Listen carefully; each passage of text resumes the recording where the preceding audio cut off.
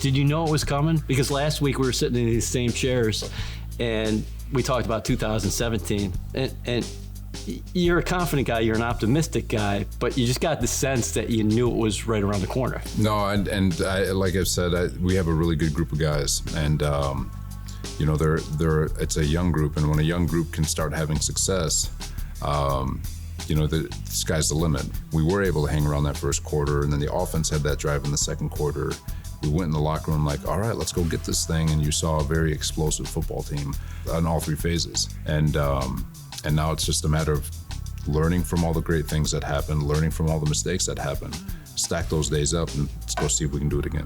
What was the atmosphere like in the locker room post-game last week? It was awesome. You know, the guys have put in so much work. Everybody in the organization has put in so much work, and to be able to get that win and the way we did it and the way we fought all the way through 4 quarters, it was a well-deserved win. So Monday morning, when you get up, is it a lot easier correcting those mistakes after a win?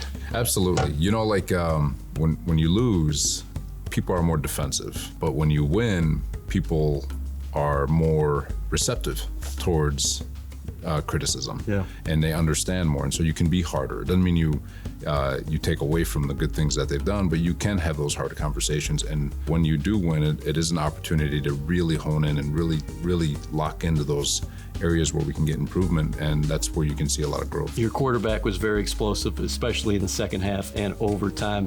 But can you talk about what he did with the short game?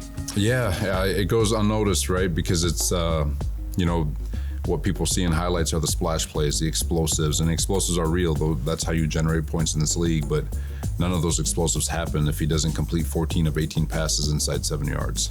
And there was even more to be had in those situations. So he was fantastic. There's a lot of room for him to get better at, which he'll even admit. But you know, when I say boring, people think check down Charlie. It's just playing quarterback and understanding that you don't have to have 60 explosives. You just have to pick and choose your battles, throw your left jab, and when you're ready to throw a right hook, throw your right hook. He threw some right hooks. What do you think about those 4 explosives down the field? Yeah, those were, just going through it, you know, the first one, the Keelan, going to his right, obviously off schedule.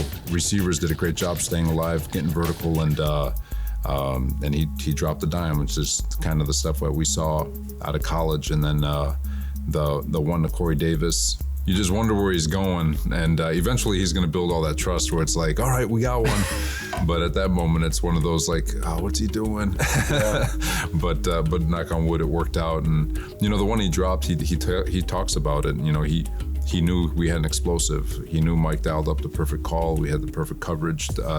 It was pretty cool for him to stay composed in that moment and not let the play break down just because of a fumble, lack of execution on the snap. And then that 3rd and 2.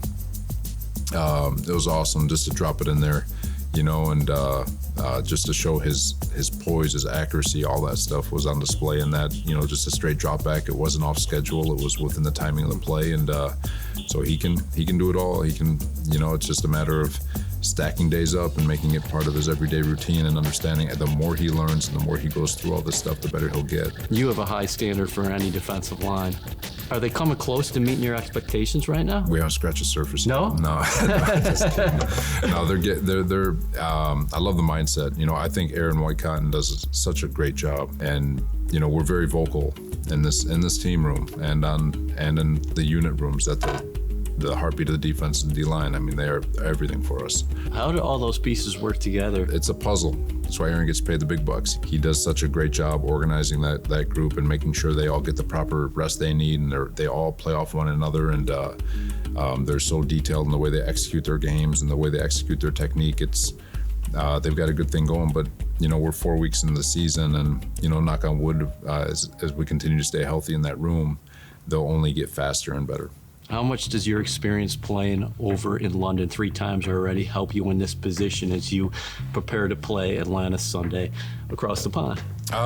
You know, for me, I don't know if it's you wish the team had more experience at it, right? I don't know how much of a difference it makes for me. Obviously, I know what to expect, and I can try to educate as many guys as possible with regards to how to keep your sleep cycle and all that stuff on schedule, and what we can do to help ourselves so we're bouncing off the walls on Sunday. What are you seeing from them offensively? Looks like on tape, Matt Ryan's getting the ball out of his hands quick, and I would imagine if he sees you guys on film this week, which he will, is that is going to be part of their game plan. Yeah, he's another veteran quarterback. It's going to be a challenge. He's he's got skill guys to throw to. It's a very talented offense. They have been putting up points. Cordell Patterson's been able to come on, and they're using him everywhere. And then you got Kyle Pitts they're using him in different ways. You got Calvin Ridley being used in different ways. So it's a very talented offense, and one that can generate points in a hurry if you're not disciplined. How much have you enjoyed working with Jeff Ulbrich, and how much can he help you this week? Oh, Ulbrich is awesome, but it's a new regime, new scheme, new everything with regards to that. So most of the stuff that he's able to talk about is just personnel. Do you like the way the schedule sets up in terms of, okay, long trip, but we have a bye after this? Yeah, you wish the bye was a little bit later, especially with a 17-game season, but we'll earn that one day. They usually give those bye weeks to teams who they're expecting to make a playoff push, and that's something that we're gonna earn. Thanks, Coach. Yes, sir. Thank you.